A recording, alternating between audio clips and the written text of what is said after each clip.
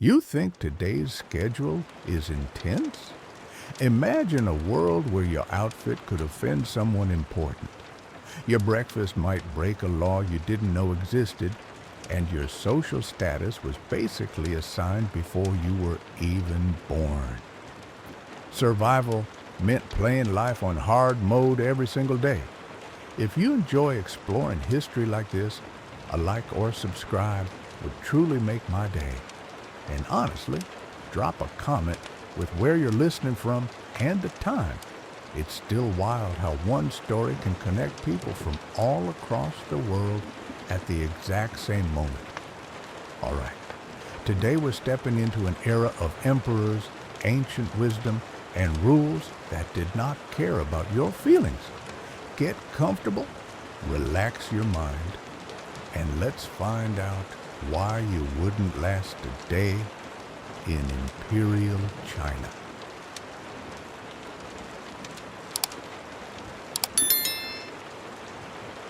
Welcome to Imperial China, where the moment you exit the womb, society politely hands you a roll and then nails it shut. Think of the social system like a multi-tiered cake, except you're the stale bottom layer and the frosting never trickles down.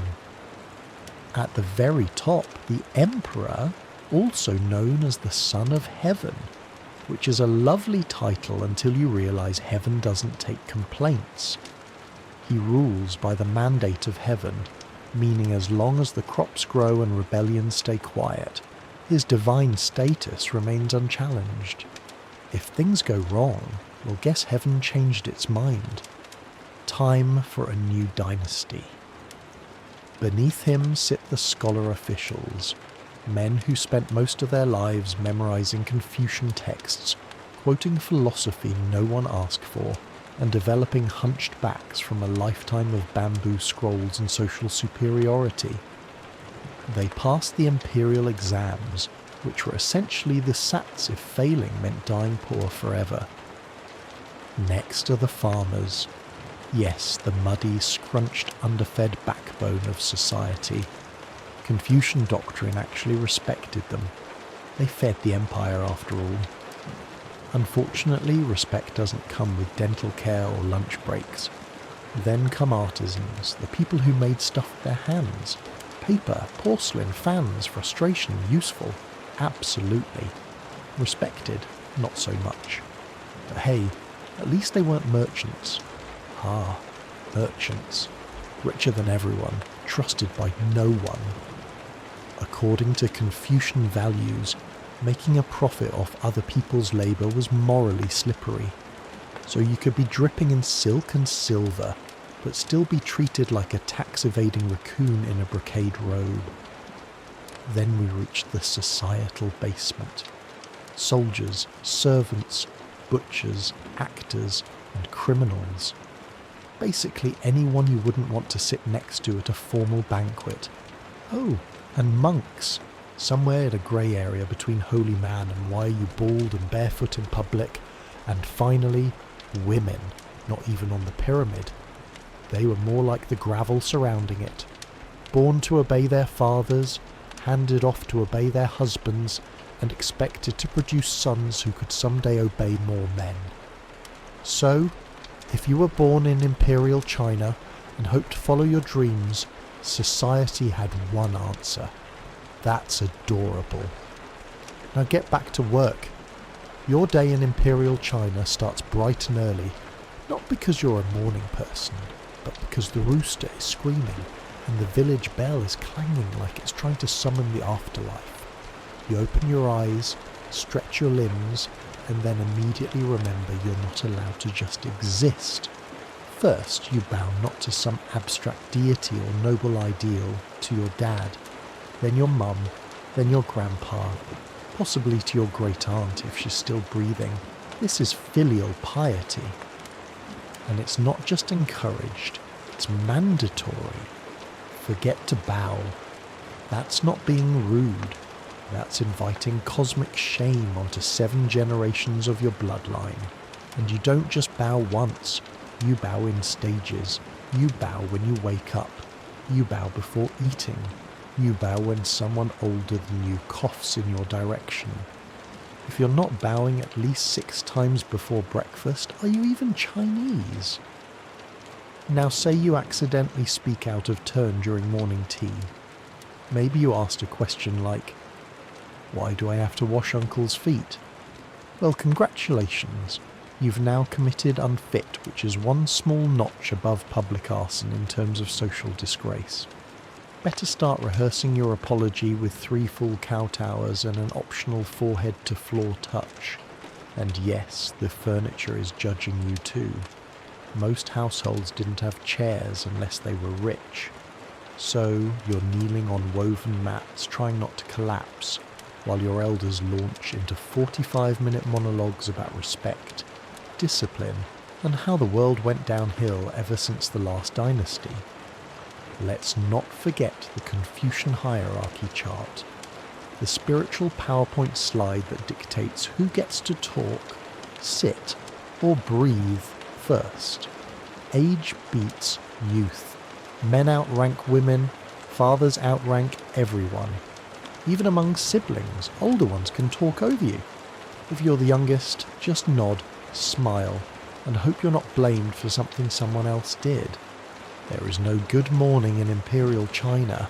There is only a series of respectful rituals and a quiet prayer that today you won't accidentally offend someone and get disowned. You've bowed approximately 47 times before 7 a.m. Congratulations, you've survived the opening ceremony of the day.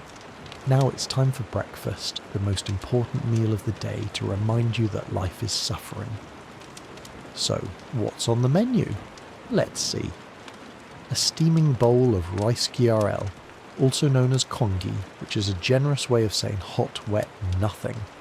It's made by boiling rice in water until the rice gives up and becomes soup. If you're lucky, it has a little salt. If you're really lucky, a stray sliver of pickled vegetable floats by like a rare koi. If your family is on the poorer end of the spectrum, and let's face it, you are, that bowl of congee is about as exciting as your social prospects. You eat it quietly, respectfully, and under the silent judgment of at least one grandparent who remembers when even GRL was a luxury.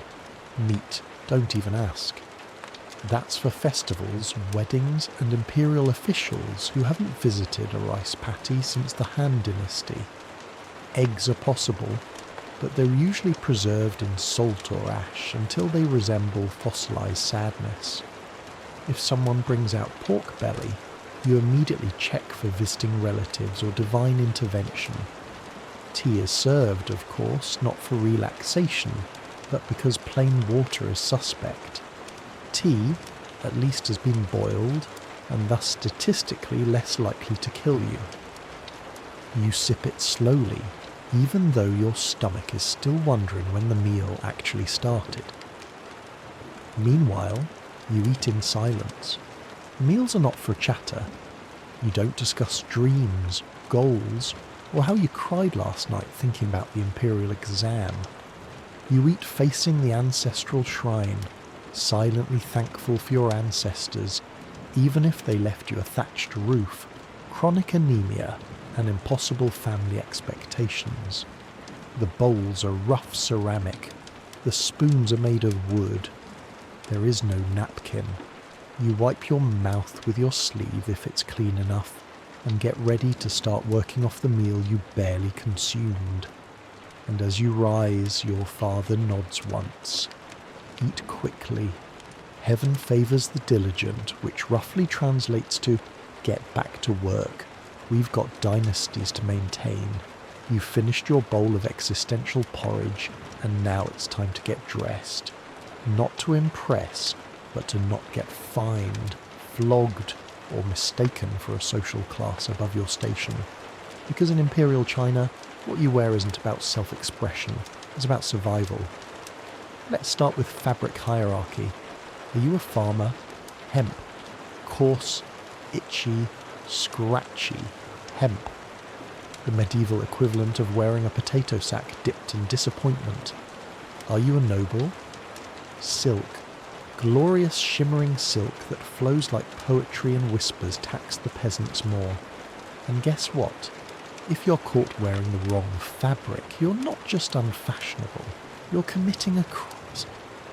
Clothing wasn't just a matter of comfort, it was law. The government had detailed regulations on sleeve width, hat shape, belt ornaments, and even colour. Yellow, for instance, was reserved exclusively for the emperor. Wear yellow as a commoner, and you're not starting a fashion trend. You're starting your own execution. Let's talk footwear. Cloth shoes for peasants, embroidered silk slippers for the elite. Practicality, optional. Comfort, unlikely. You didn't dress for the weather, you dressed for the dynasty. And now the feet.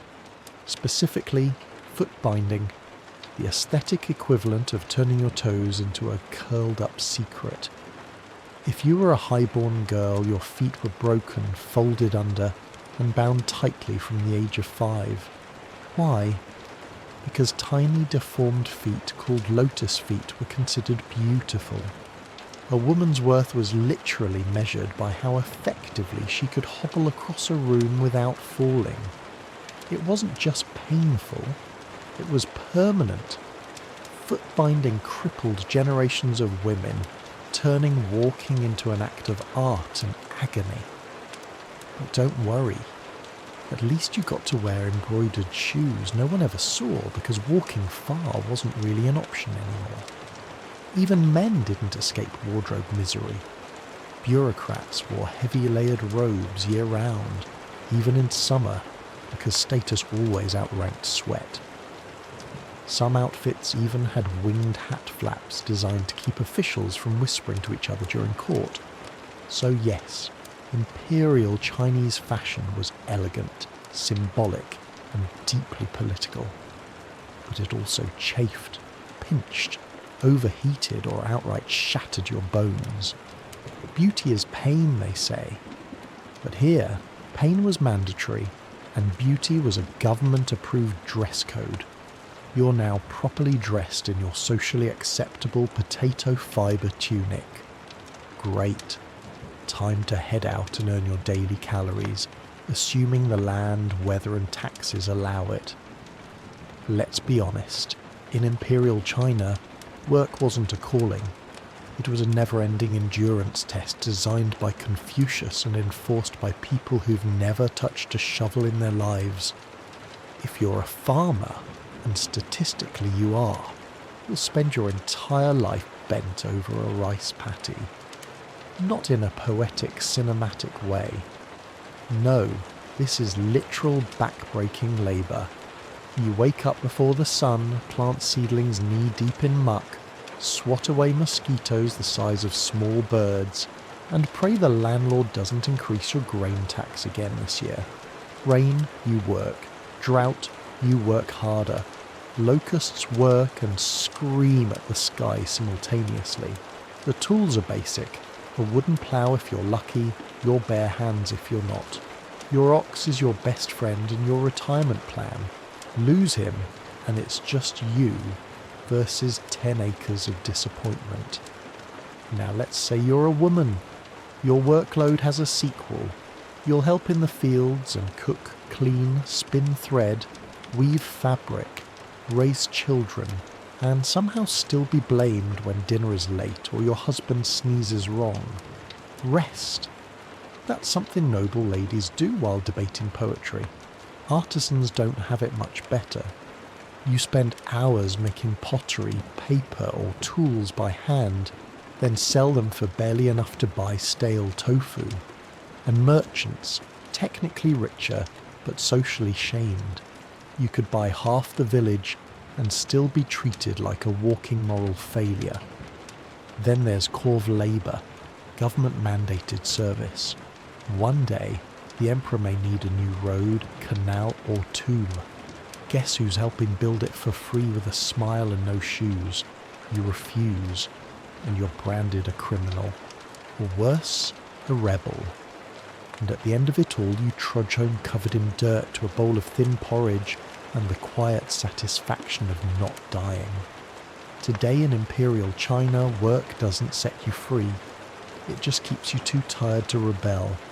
Ah, the Imperial exam system, the grand gateway to upward mobility, or as it's more accurately known, the eternal written torture chamber of China. If you were a man born with a sliver of ambition and a family slightly wealthier than dirt, your life path was clear. Pass the civil service exam, succeed, and you'd become an official, respected, powerful, with silk robes and actual chairs to sit on. Fail back to the rice fields, peasant. Simple, not even close.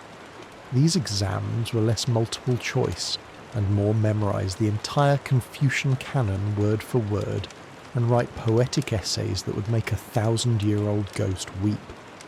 Imagine being judged not just on grammar and meaning, but on whether your handwriting flows like a morally upright river. One smudge, one character out of place, one metaphor too edgy, instant failure. Studying began in early childhood and didn't stop until your hairline did. Boys crammed inside freezing study huts or boiled themselves alive in summer, scribbling out essays until their fingers curled permanently into brush-holding claws. Tutors drilled doctrine into your skull like academic blacksmiths. Your social life gone, your hobbies Confucius, your dreams still Confucius. The top exam, the Ginshi, was held in the capital. You were locked in a cubicle the size of a coffin with nothing but paper, ink and soul-crushing anxiety. You brought your own food, blanket and chamber pot. Some examiners fainted. Others went mad. A few died. Yes, literally died from the pressure. And they weren't even given partial credit.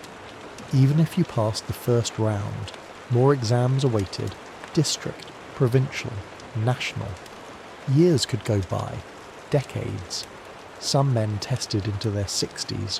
One guy reportedly took the exam more than 40 times. That's not determination. That's trauma with a calligraphy pen. And if you failed, social shame. Your family, who sacrificed everything for your education, would be disappointed, and loudly so. Your neighbours would whisper. Your mother might cry. Your father might give you the look, you know, the one, the why weren't you born smarter stare. So yes, the exam could lift you to greatness or break your mind, your body and your lineage, all for the chance to be overworked, underpaid and micromanaged by palace eunuchs. Worth it? That's up to Confucius. Feeling dirty yet? Don't worry, you will. Because in Imperial China, personal hygiene wasn't so much a lifestyle as it was a seasonal suggestion. Let's start with the basics. Bathing. It happened sometimes, maybe once every few weeks if you were lucky and not freezing to death. In summer, sure, a dip in the river. In winter, you might go a month without a proper wash. And no, there was no lavender-scented soap. Soap, when used, was made from animal fat and ashes, a gritty blend that felt like exfoliating with misery.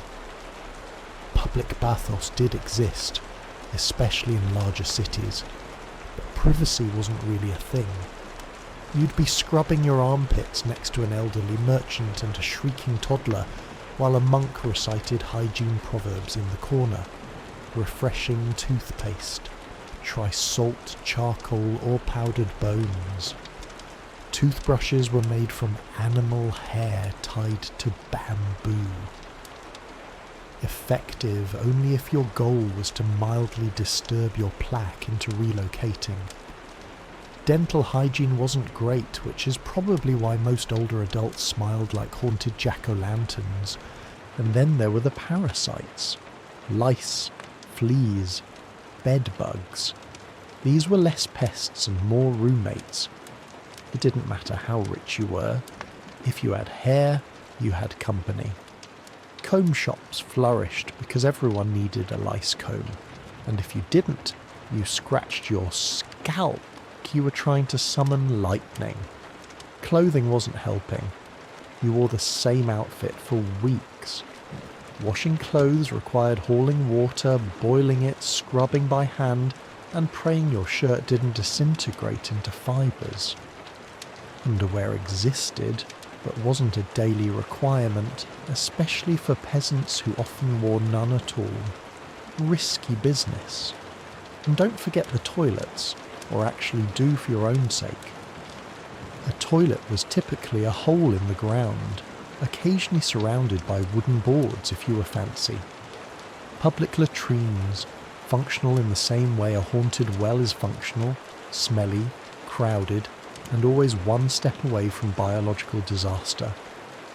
Imperial China had silk, philosophy, poetry, and palaces. But if you wanted a long, hot, private shower, you were about 1,500 years too early. So, you've survived the lice, the breakfast disappointment, and the soul-crushing exam prep. But before you even think about complaining to your neighbour, remember in Imperial China, the law is always watching. And unlike modern surveillance, this one comes with bamboo sticks and very creative punishments. Let's begin with the legal code. Imperial dynasties, particularly during the Tang and Qing periods, were known for having exhaustively detailed laws. There were laws about taxes, hairstyles, hat shapes, how to grieve properly, and how long you were allowed to mourn your in-laws. Accidentally wear the wrong colour on the wrong festival day. Technically criminal, and yes, they kept receipts. Official bamboo strip records inked and filed by overworked scribes who probably hated their job. Punishment wasn't subtle. Forget modern courtrooms and community service. Imperial justice believed in education through suffering. For minor offences, you might get flogged with a bamboo rod. Fun fact, the court even had different sizes of sticks depending on the crime. Light insult, small stick, stole a chicken, bigger stick, failed to bow deeply enough to a magistrate's horse, surprise stick combo. For more serious crimes, things escalated quickly. You could be branded, tattooed on the face with your crime, sent into exile, or if you really upset someone important, executed in public slowly. Torture wasn't an exception, it was procedure. If you were accused of something, the court would often help encourage your confession with thumbscrews, kneeling on spiked boards, or long hours in a stress position while being shouted at by a man with a scroll and no sense of humour. And here's the best part. You didn't even have to be guilty. Just suspicious, inconvenient, or politically unlucky. Even your family could be held accountable. The law loved collective punishment. If your cousin said something seditious during a rice wine binge, you might wake up to find your house under investigation, because guilt, apparently, was hereditary. The law was structured, it was advanced, it was terrifying. Justice in Imperial China was less about fairness and more about obedience. The message was clear: behave, respect the order, and whatever you do, don't make eye contact with the magistrate's concubine. Welcome to the Imperial justice system's favourite hobby, torture. Not as a punishment, but as a handy pre-trial icebreaker. Let's say someone accuses you of stealing a chicken, disrespecting your father, or heaven forbid, expressing a controversial opinion about the emperor's poetry. The magistrate doesn't start by asking for your side of the story. No, this is Imperial China. You start by getting tied to a bench while they bring out the confession toolkit.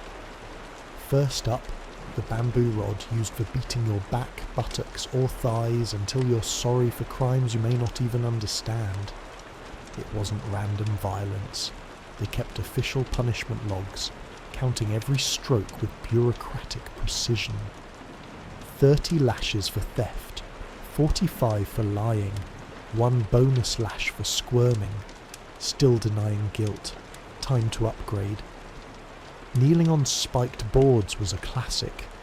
You kneel on rough wood embedded with stones or glass until your legs give out or your will does. It's a little like yoga if yoga were invented by angry civil servants. Then there's the finger crusher, 2 slabs of wood tightened with rope around your fingers. Fun fact, it was called the small tiger bench, which sounds adorable until your bones snap like kindling. It's hard to write a confession with broken fingers, but they didn't really care about penmanship. And yes, this was standard procedure. Torture wasn't seen as morally questionable. It was simply the most efficient way to get the truth, or at least a version of it that matched the official narrative. If you still wouldn't confess, they'd just escalate. Some punishments involved being stretched, whipped, or left tied up in the summer sun while officials took a lunch break. And don't bother screaming. The neighbours are used to it. Now imagine you're innocent. Congratulations. You still get tortured because a clean confession was needed for proper record keeping. Better to admit to something than risk being labelled uncooperative. Imperial logic at its finest. So next time you complain about modern bureaucracy, remember at least the DMV doesn't beat you with bamboo until you admit you might have parked improperly in 1372. You may think you're alone, but in Imperial China, someone is always watching. And no, it's not just your judgmental grandmother. The surveillance state wasn't digital. It was human, carefully trained, state-approved, and terrifyingly thorough. It began at the village level, where every town had a local jabbing or village elder who wasn't just there to hand out rice. He was also your friendly neighbourhood informant. Your neighbours also spies. Your extended family absolutely spies. Your servant who claims to be illiterate and deaf, definitely a spy. People were incentivized to report suspicious behaviour, and suspicious could mean anything from hoarding too much grain to coughing during a tribute speech. Even staying too quiet could raise eyebrows. What are you hiding, citizen? In the cities, you had a sophisticated network of Yemen runners, scribes, and magistrate assistants whose job was to investigate crimes, deliver messages, and casually observe everything you did. Every dynasty had its own version of this machine, but the goal remained the same: keep the peace by peeking through every available crack. Especially fond of surveillance were the eunuchs in the imperial palace. Those castrated courtiers who couldn't father children but absolutely could start coups. Many controlled their own secret police forces, operated spy rings and whispered in the ears of emperors. Some eunuchs wielded more power than ministers simply by knowing who said what to whom and when. And don't even try complaining about the system. Criticising the emperor, even indirectly, like saying, "The sun looks a little tired today," could be interpreted as slander. Poets learned to master the art of subtlety. Everyone else just mastered the art of shutting up. What's worse, the government often published lists of executed criminals as a warning, complete with names and crimes. It was like an ancient Facebook feed, but with more beheading. So if you had a rebellious thought, you kept it to yourself. If you had a rebellious cousin, you turned him in.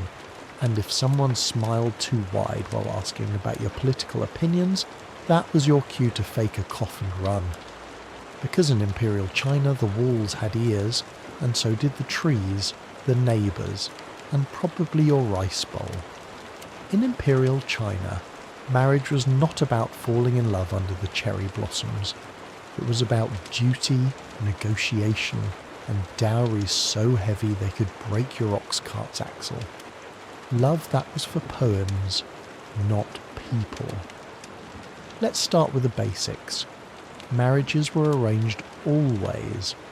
Parents decided your fate while you were still learning how to hold chopsticks.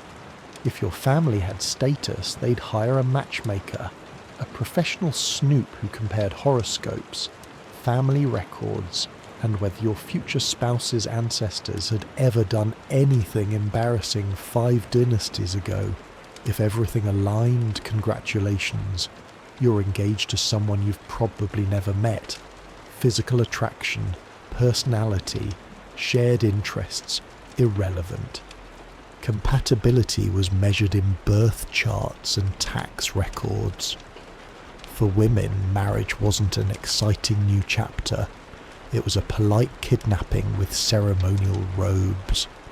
You left your family forever, changed your surname, and moved into your husband's home, where you are now expected to serve not only him but his parents, his grandparents, and whatever cranky uncle happened to be living in the guest room. The Downey system meant your family had to send money, goods, or land with you. The more the better. Think of it as ancient China's version of thanks for taking her off our hands. In return, the groom's family might give betrothal gifts, but don't get too excited. Sometimes that meant silks and jewellery, other times a slightly nicer chicken.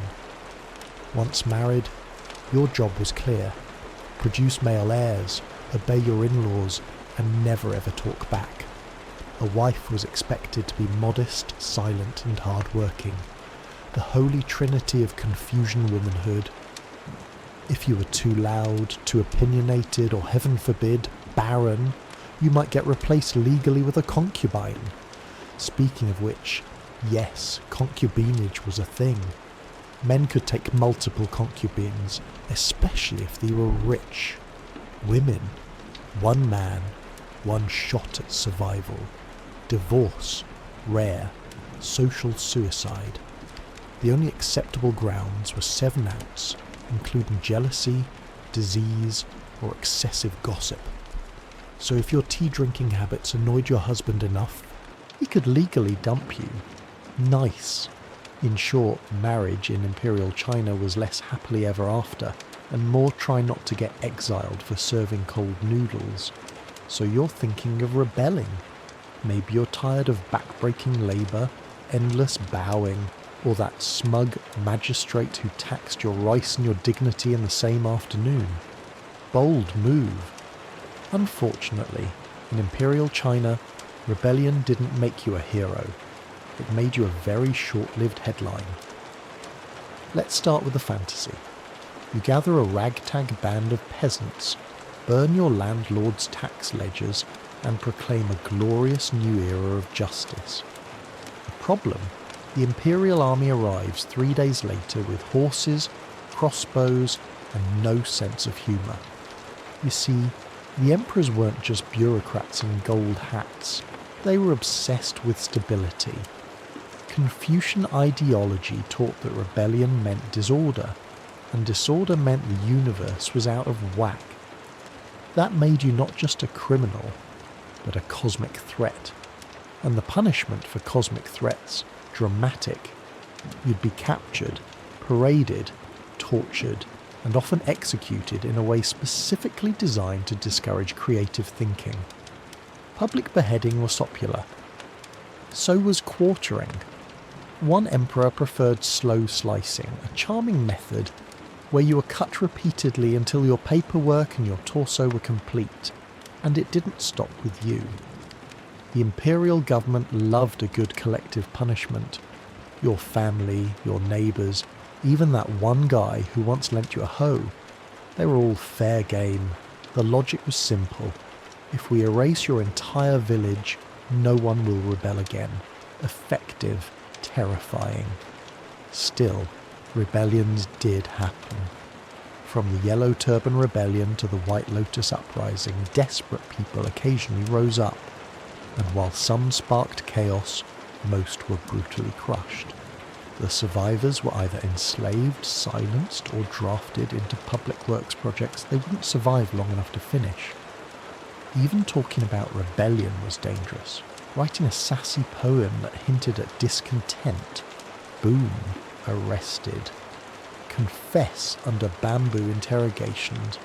If you're lucky, you get exiled to the outer provinces to think about your actions somewhere cold, rocky, and strategically leafleted. So yes, rebellion sounded romantic, the stuff of dramas and legends, but in reality, you are more likely to become a cautionary tale carved onto a public plaque. Want to change the system? Best to keep your head down, literally. So maybe you thought, if I can't make it as a peasant, maybe I'll rise through the ranks, ace the exams, and live a comfortable life as a government official. Adorable. Welcome to court life in Imperial China, where yes, the tea is hot, the robes are silk, and the palace floors are polished to a divine shine, but so are the knives hiding behind everyone's backs. Let's begin with the Forbidden City, the Emperor's heavily guarded wonderland. Inside, everyone is smiling and plotting. Eunuchs, ministers, concubines, scholar officials, all locked in a constant game of polite treachery. The only thing more cutthroat than court life was actual throat cutting, which also happened a lot.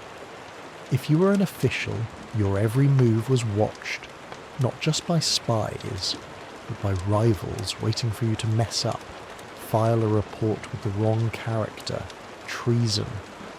Mispronounce the Emperor's name during a reading. Treason hesitate before kneeling. Treason adjacent at the very least.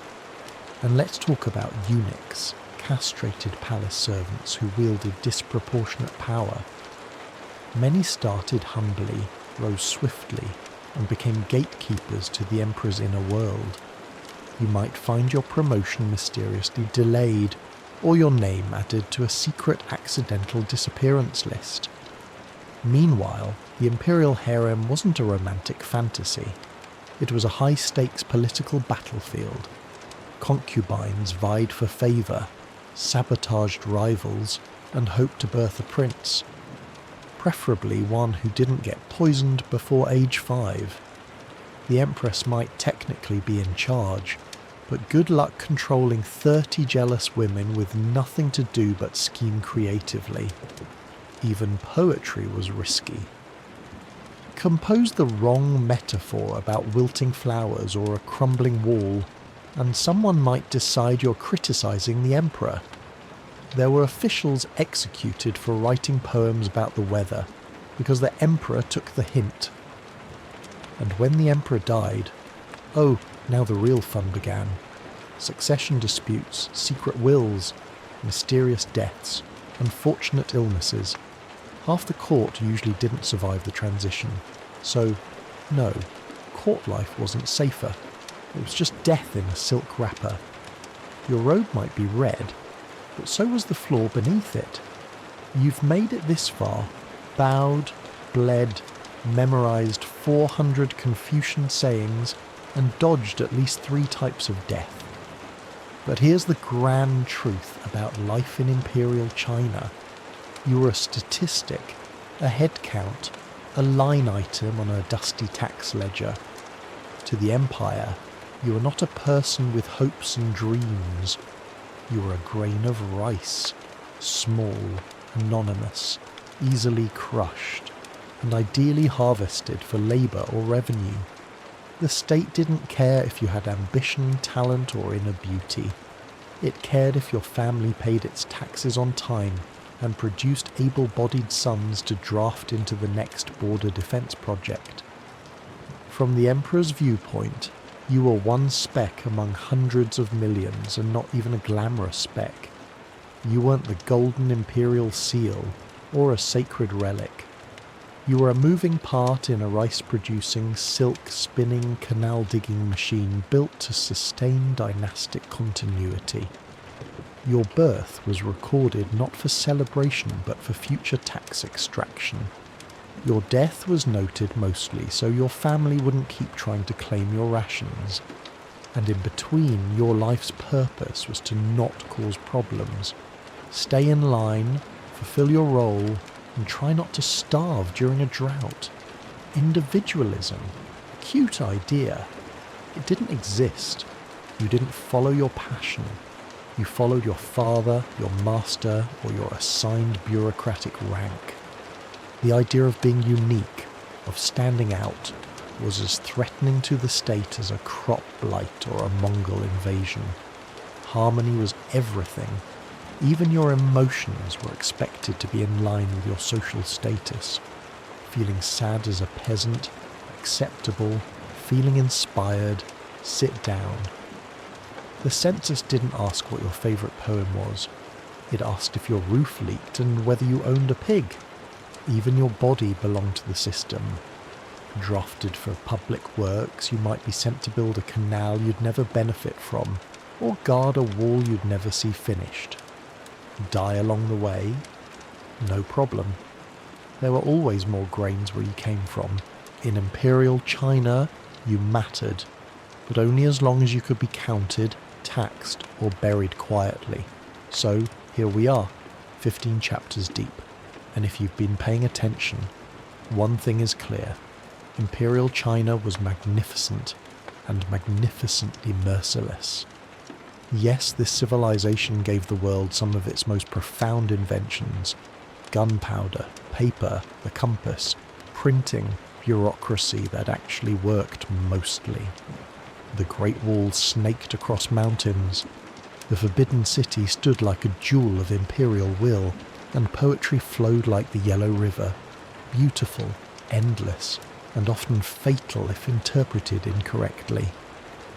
The legacy unmatched, the reality backbreaking, hierarchical, and constantly one bad rice harvest away from collapse. For every elegant brushstroke recorded in a scholar's diary, there were 10,000 peasants ankle deep in mud, wondering whether this year's tax grain would leave anything left to eat. For every emperor buried beneath a mountain of jade and gold, there were hundreds of labourers buried beneath the same mountain, because they were inconvenient witnesses. The brilliance of Imperial China didn't come cheap. It was paid for in childhoods lost to exam study, backs spent from field work, and lives cut short by law, famine, or conscription. The system worked brilliantly for the top few. For everyone else, it worked them until they collapsed. And the worst part, most of them accepted it, not because they love oppression, but because the system had convinced them it was the natural order of things. That heaven had appointed their emperor, that filial piety, obedience, and silence were virtues, that suffering quietly was a form of virtue, that legacy, the duality of splendour and suffering, is what still echoes today. When people look back at Imperial China, they often see the calligraphy, the architecture, the philosophical quotes carved into stone. They don't always see the concubine poisoned in the harem, the starving mother selling her comb for rice, or the scholar who failed the exam for the 7th time and simply disappeared. So no, you wouldn't last a day in Imperial China. Not because you're soft, but because that world wasn't built for survival. It was built for endurance, tradition, and control. And yet through it all, the empire endured. The people endured, but only a few of their stories were ever told. In the spring of 1846, the great westward migration was in full swing. The Oregon Trail pulsed with life. Oxen trudging, wagon wheels creaking, and families dreaming of new beginnings. Among these travellers was a group of roughly 30 people led by brothers George and Jacob Donner and businessman James F. Reed. They weren't fortune seekers or adventurers. They were farmers, craftsmen, mothers, and children chasing the promise of California's fertile valleys. Their timing seemed perfect. The snows wouldn't fall for months, and the well-worn path west had carried thousands before them. But the Donner Party, later numbering 87 people, made one critical error that would set them on a path toward tragedy. They chose to take a shortcut. This so-called shortcut was the Hastings Cutoff. an untested route promoted by Lansford Hastings, an opportunist who had never even travelled it himself with a wagon. It promised to shave weeks off the journey by cutting through Utah's Wasatch Mountains and the Great Salt Lake Desert. Hastings had sent guides ahead to leave letters encouraging immigrants to take his new route. The Donner Party, trusting those letters, left the traditional trail and followed his suggestion. At first, spirits remained high. The group included children, elderly parents, and entire families who sang hymns at night and held tight to hope. But trouble began quickly. The Wasatch Mountains were far more treacherous than Hastings claimed. The wagons had to be dismantled, hauled piece by piece, and reassembled. Progress slowed to a crawl.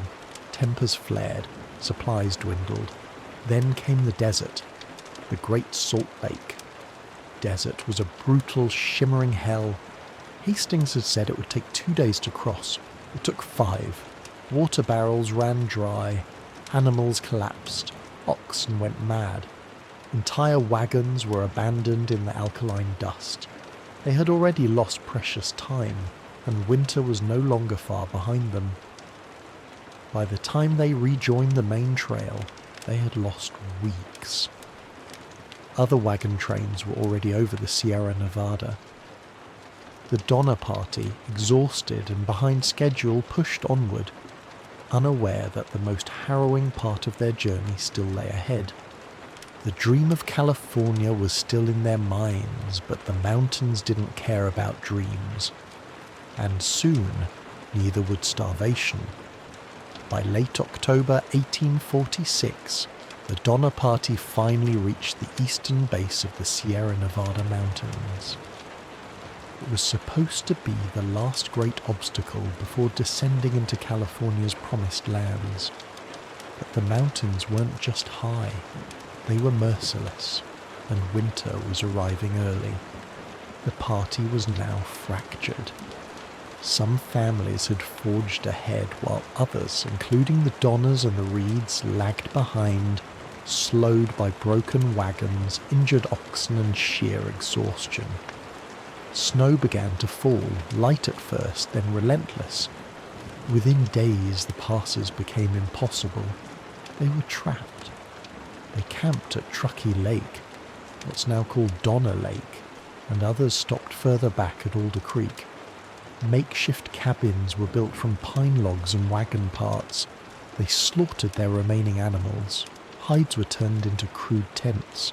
The snow kept falling over 6 feet, then 10. The hunger came quickly. Rations were reduced. The livestock was gone.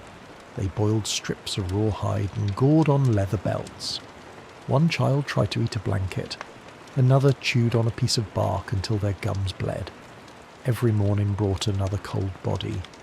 Death moved slowly, politely, then cry. Inside those cabins there was no warmth, just smoke, hunger, and silence. Mothers tried to comfort starving children. Fathers stared out into the endless snow, calculating how far they might get on foot. Arguments broke out.